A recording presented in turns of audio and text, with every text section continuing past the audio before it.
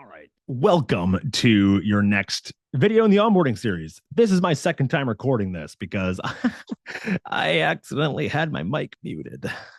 Yay. Anyway, so these are the three secrets to sustainable fat loss so you can keep results forever. It's not fancy diet. It's not 2-hour workouts. It's these three simple non-negotiables. These are the foundation that everything else is built upon. Without these three things in proper order, you will struggle. Period. The end. So, number one, sleep. Let's just try to add 15 extra minutes of sleep tonight and each night from now on. If you do this, you're going to have fewer sugar cravings tomorrow. You're going to have better patience with the people around you, and you're going to get faster results from your workouts, your diet, your fat loss, everything. They did a study where they contrasted 6 hours of sleep versus 8 hours of sleep. What's the difference in weight loss? And remember, weight loss is not the same as fat loss. And what they found was that the people who got 8 hours of sleep, 90% of their weight loss came from fat. And the people who got 6 hours of sleep, only 40% of their weight loss came from fat. But that's what we want. We want fat loss, right? Not just weight loss, fat loss. So if you're only getting 6 hours of sleep, the vast majority of your weight loss is coming from muscle tissue, bone tissue, and other non-lean tissue. So sleep's pretty important. We know how important muscle is for health, for metabolic health, for longevity, for strength, for joint pain, joint health, all that sort of thing. We know how important muscle is. So if you're not getting adequate sleep, you're at higher risk of losing more muscle mass than fat mass. So which means that even if you reach your goal weight, you're not actually going to look any better. Your body fat percentage could actually be increasing because your muscle is now lower, but your body fat hasn't come down as much. So you've actually increased your body fat percentage. And you get this kind of droopy look. You don't look like you fill out your shirts. You don't look like you work out. You don't look fitter. You don't look more lean or toned. You look like just kind of like a smaller version of what you already looked like. So let's make sure we're getting our sleep. So here are some things that you can try. Only pick one that you think that you can start working on. Don't try to do everything all at once, but slowly over time, we're going to try and add these. Number one, most people only set an alarm to wake up. Set an alarm to go to bed. Set an alarm for bedtime. Because what happens is we have this internal clock called your circadian rhythm that every single system in your body is based off of. And when I look at the time, my body, my brain and my body do not understand that right now it is 11:13 in the morning. My body doesn't understand that. My body doesn't understand those numbers because time is a created construct we use to organize ourselves. But our brain does not understand that. So set an alarm to go to bed at the same time every day, if you can, as close to the same time as you can. The next thing you want to do is get morning sunlight, because that clock that I mentioned, your circadian rhythm, again, does not understand the concept of time. It only knows where's the sun. That's it. That's how it understands what time of day it is where's the sun. So if you get sunlight in the morning, what that does is it tells your brain, hey, it is morning time to get up, get energized, give you natural energy, give you mental focus, and go attack the day, go do what needs to get done today. It also says, hey, in about 12 to 14 hours, I'm going to need to be falling back asleep again. So in about 12 to 14 hours, I'm going to start dumping melatonin into your brain so that you can fall asleep tonight. How you start your day will actually determine how well of a sleep you get that night. The next thing you can do, get a cool, dark room. A cool temperature mimics nighttime, right? So your body goes, okay, it's nighttime. We got to start winding down. More melatonin, more serotonin, get to sleep faster and deeper. And what it does is it helps basically radiate the heat. Your body basically tries to relax itself and warm everything up so that you can relax in a good sleep. You don't want to be cold. You want the room to be cool, but use blankets and stuff like that. The next, phone jail. Charge your phone in a different room, outside of the bedroom, out of sight, out of mind. It causes less scrolling at night, so you're less likely to just start scrolling through your phone, but it's also going to stop you from scrolling first thing in the morning, which is going to flood your brain with cortisol with all that light shining in your face. And the last thing you can do is have a power down routine. Have some sort of routine, the same 3 to 5 things that you do every single night to wind down for bed. Hell, even just 5 minutes of stretching, breathing, forcibly yawning will actually start telling your brain, hey, we're tired. We need to start dumping melatonin so we can fall asleep. So like fake yawn, and that will actually trick your brain into helping you sleep better. Next, we're going to go into stress management, because no amount of calorie deficit, no amount of eat less, move more, no amount of intermittent fasting, Weight Watchers, ideal protein, keto, none of these things are going to beat a stress eating problem. If you have intense emotions and that causes you to run and eat everything in sight, no amount of diet, no plan on earth will ever work long term. So we need to start working on how we manage our stress. So let's start here.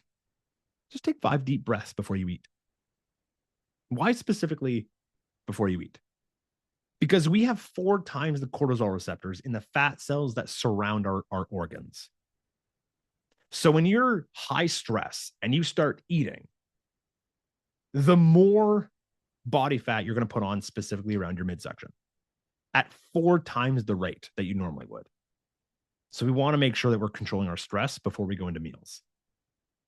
More cortisol, your stress hormone, also means higher cravings, less willpower, as well as dampens your hunger hormones. It increases ghrelin, which is that hormone that goes whenever you're hungry, and it drops leptin, which is the hormone that signals that you're full.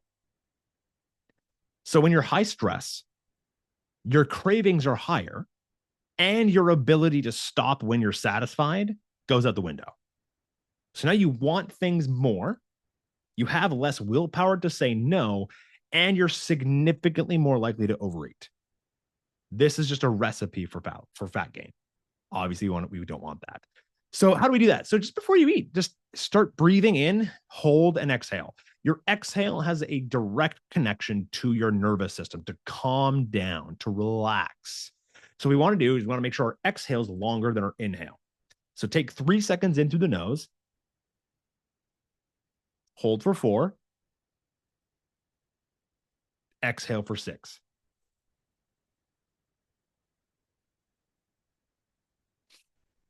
Then re-inhale, hold, exhale for 6. Do this 5 times. This will significantly drop cortisol and allow you to actually enjoy your meal more without stressing. It also gets you back on track with your hunger hormones, because now you can ask yourself, am I eating this because I'm hungry, or am I eating this because I'm stressed? It's easier said than done. It's going to be very difficult to catch yourself at the beginning, but practice it. And I promise you, this will help a ton in the long run, reduce overall stress around food. And last but not least, we're going to talk about hydration. Dehydration is the ultimate sneak. It masquerades as hunger, exhaustion, and even mood swings. But chugging water sometimes feels like a chore. So I kind of want to hack it a bit. One thing you can do is get an electrolyte powder, a flavored electrolyte powder. What that'll do is it'll make water taste better, but it'll also make that water more effective. So you don't need to drink as much. What this does is having electrolytes basically is the thing that your body's kind of an asshole in the sense that your body does not actually absorb water very well, but it does absorb electrolytes, and water bonds to electrolytes in the body. This is why a lot of the times when people start taking on a healthy diet and they start drinking a lot more water, they pee a lot because they're not absorbing it, because you're lacking electrolytes. So 1, start salting your food and add electrolytes to your water. Bonus points, obviously having these electrolytes in the water, but also have it first thing in the morning. The moment you wake up, before your cup of coffee, have a glass of water with some electrolytes. Chug it back. Then have your coffee. Make sure you're drinking lots of water. Make it a big cup. Make it a big glass. What this is going to do is going to help you be more mentally alert. It's going to reduce headaches and migraines. You're going to make better decisions, better willpower, and your overall physical ability will skyrocket. Your energy levels will begin to skyrocket. Then have a drink of water before and after every meal. 1, again, sometimes dehydration masks itself as hunger. So having a glass of water before you sit down to eat a meal could actually help reduce the amount of overeating you do and allow you to come to that satisfied feeling rather than full feeling. Because we want to stop eating when we're satisfied, not when we're full. If you have a glass of water first, that will increase the likelihood that you're going to stop when appropriate. And then have a drink of water afterwards. It's going to help with digestion, and it's going to help a lot in the long run with keeping that hydration. So that's it.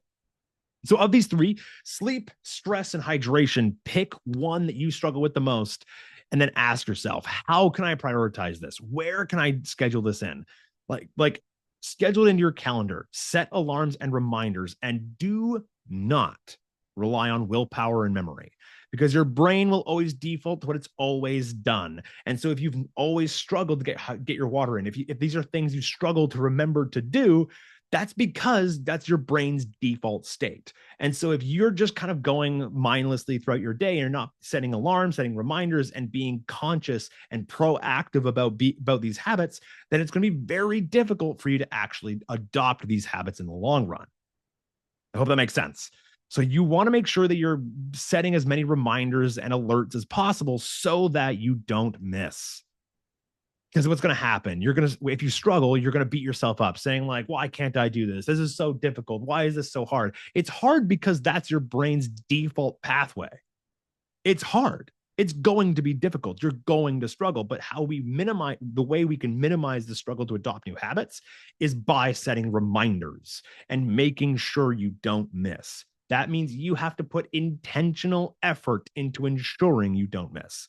Do not rely on willpower. Do not rely on memory, because you're going to struggle. So pick one, message your coach which one and how you're going to prioritize it. By the way, I get notifications every time you watch these videos. So if I see that you watched the video and I don't get a message from you, I'm going to be on your butt like white on rice. You better do this. So with that being said, I'll see you in the next one. Take care.